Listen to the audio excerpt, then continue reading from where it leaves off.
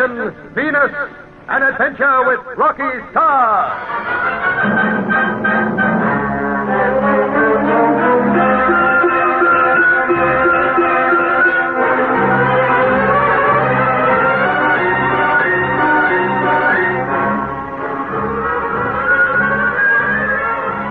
In spite of his fears, Jan agrees to help Gregor into the Death Valley station so that he can destroy the Blue Streak. In New York, Rocky and Mitch plead with the oil millionaire Herman D. Wright, Jr. for $1 million. After listening to their story, Wright says, I don't know. I see. Yeah, me too. It's no use, Rocky. He won't play. When would you want this $1 million? Well, there's no time like the present, Mr. Wright. Well, I gotta check on your story first. I ain't tossing $1 million in your lap without doing that. Well, that's fair enough. Well, the only catch with that idea is that the Venus project is very hush-hush. Don't give me that, son. You can't keep nothing hush-hush in America. We talk too long and too loud. I'll find out what's cooking. You mean you'll give us the money? I might, and then again I mightn't. All depends what I get out of it. I thought there'd be some ants in the jam. You don't blame me, do you, for wanting something? $1 million is a lot to have floating up among the stars. Well, what's worrying you, Mr. Wright? I'm trying to figure out some way of making money out of your fly. I gotta keep the taxation boys in the job, you know. So suppose you give me the television, radio, and newspaper rights of your story. Well, I haven't the power to say yes or no to that. It would have to go before the United Nations. Say, I know. You could have any oil on Venus. Uh-huh. How would I get it back to Earth? Well, by freight spaceship. Interplanetary trade is possible, Mr. Wright. Not in my lifetime. Nope, there don't seem to be no way of making any money out of this scheme. I thought you'd back our flight because you're patriotic. Son, I always try to combine patriotism with business. Mr. Wright, I'll be frank with you. Sure. Unless you assist us, we're beaten. The Blue Streak will never leave the ground. Yeah, Rocky's right. It'll just stand out there in Death Valley and rust away to nothing. And that means some foreign power will be the first to pioneer space travel. I'll say. They'll have the laugh on the Yanks. Seems like the Americans will have to stop their blowing off about leading the world and everything. Oh, it seems that way, Mitch. Now, come on, Rocky. Let's push on. Well, thanks for listening to us, Mr. Wright. Yeah, what's your hurry? Well, you're a busy man, and you were going to golf, remember? Yeah, I was. And you're not going now? Of course I am. I let nothing interfere with my golf, not even my wife. Oh, wouldn't he make you sick, Rocky?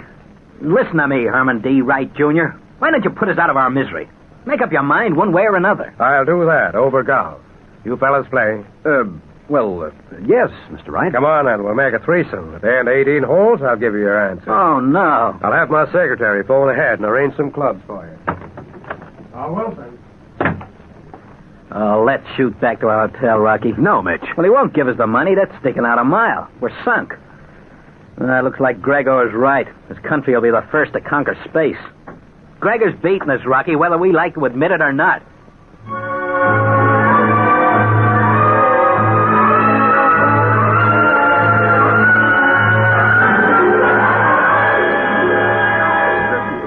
Vegas, Kaiba. Is this plane attached to Professor Vernon's station? It is at our disposal for short journeys. It must be ideal. And this cabin allows us to discuss our plans without being overheard by the pilot or other members of the crew. Excellency, I am afraid. It is hopeless for you to try to enter the research station. You do not realize how difficult it would be to pass the security guard. I do, Kaiba. So I arranged for you to secure an entry paper. Why do you take the risk of discovery? The only person who knows me is the one Mitch, and he is still in Las Vegas. No, Excellency. You assured me that he was. Since then, I have spoken to Professor Vernon. It seems that both Rocky and Mitch are here. Go. Excellency, take my advice. Return to Las Vegas. I will order the pilot. No. Should Mitch see you... We will face that problem when it arises. The moment we land at Death Valley, you will hide me in your room until we act. Excellency, I beg of you... You sound as though you want me to stay away from that station. I am thinking of you, Excellency. After all, there is no necessity for you to go there. The flight to Venus is cancelled. I am taking no risks. They could raise that money. The Blue Streak must and shall be destroyed. It will not be easy. Always you say the same thing. It will not be easy. I do not expect it to be. However, we shall do it. The time bombs in our suitcase are powerful enough to blast that spaceship to atoms. First, you have to pass the security guard. They do not trouble me. They do me. They are not fools, these FBI men. My only worry is whether they will search our luggage. They have the power to do that. But they have never attempted to search mine before. I am counting on that. That is why I have put the bombs in your suitcase. In mine? Should they find them Have no fear. They will not look in the bag of a trusted high official, Kabar. There is no risk of discovery. But enough of that. How much further? We should be landing at Death Valley within half an hour. I wonder what Rocky Star or Mitch would say about my arrival at the research station. They would be very surprised,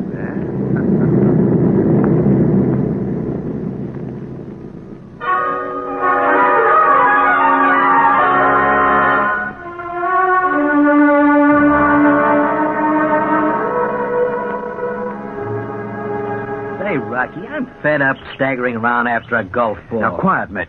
Mr. Wright's going to putt. Yeah, it's a tough putt, too. Oh. Gosh darn it, missed. Yeah, by a mile. Oh, listen, fella, you get yourself off my back. Oh, look, for the last time, are you going to give us a dough or not? I don't know. Rocky, we're wasting time. He won't help us. How do you know? I gotta figure things out. Well, all I can say is you're taking your time. It's my money, so I reckon I can take all the time I want. Oh, yeah, I guess so. Take no notice of me, Mr. Wright. I get sort of impatient. Yeah, that, all right.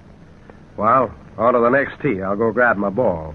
I'll give you this hole, but I'm still 2 up. Yeah, only because we're not trying. Now, take it easy, Mitch. Take it easy. He might come good even yet. Not him, the old skinflint. Rocky, how long did you say that spaceship is? 300 feet. Oh, that's quite a length. Oh, Mr. Wright, it's a beautiful ship. You should see it.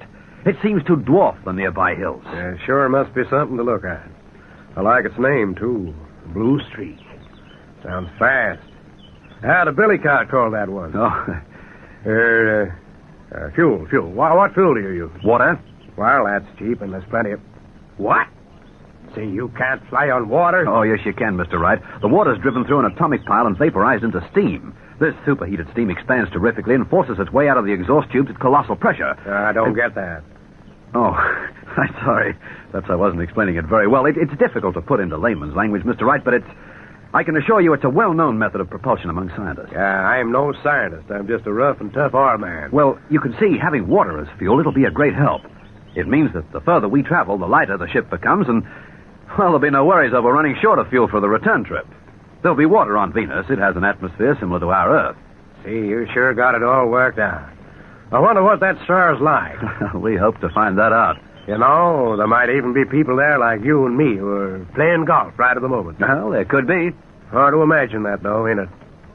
Never give them stars another thought myself, not till I bumped you. Yes, I suppose there would be some kind of life on them. Be exciting to learn just what. Well, we'll never do that now. You're our last hope, and you won't back us. A kid could see that. Hey, Rocky, Gregor and his foreign pals will hit the jackpot. Come on, Mr. Wright, you drive off first. Well, go on, hit off. Darn the golf. Gosh darn it, Rocky Star, I'm crazy, but I'll do it. I'll give you $1 million. Yippee, Rocky. You bet I will. I'll back you and your pals all the way. Mr. Wright, I can't thank you enough. You don't have to. Go to it, boy, and beat them foreign guys to Venus. I'll be rooting for you. Show 'em that us Yankees lead the world in everything. We'll show 'em. Rocky, we're on our way, and this time Gregor won't be able to stop us. Yippee! Venus, here we come!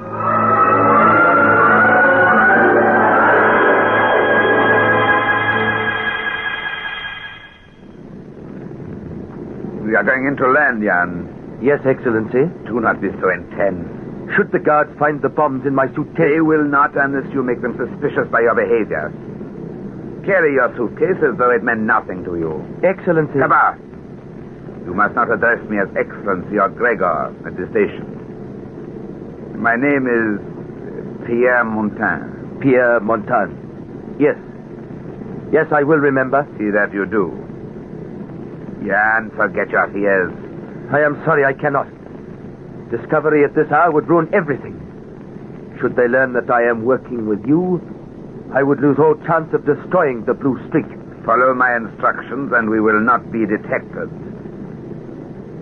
Keep your nerve, Kabar, and we will be soon past the security guard.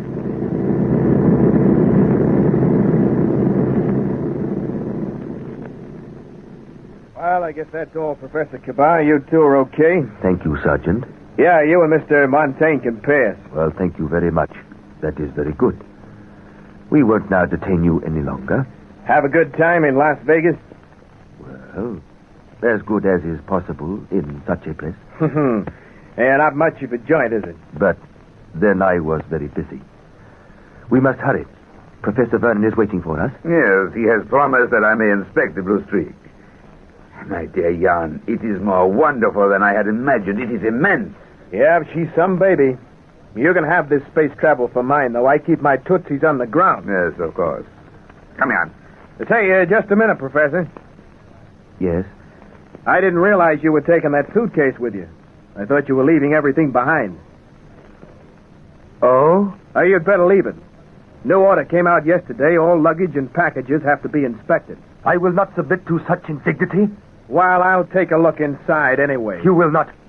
I am Professor Vernon's chief assistant, and under no circumstances... My dear Jan, allow the sergeant to do as he says. Here is the case, Sergeant. Shall we open it for you?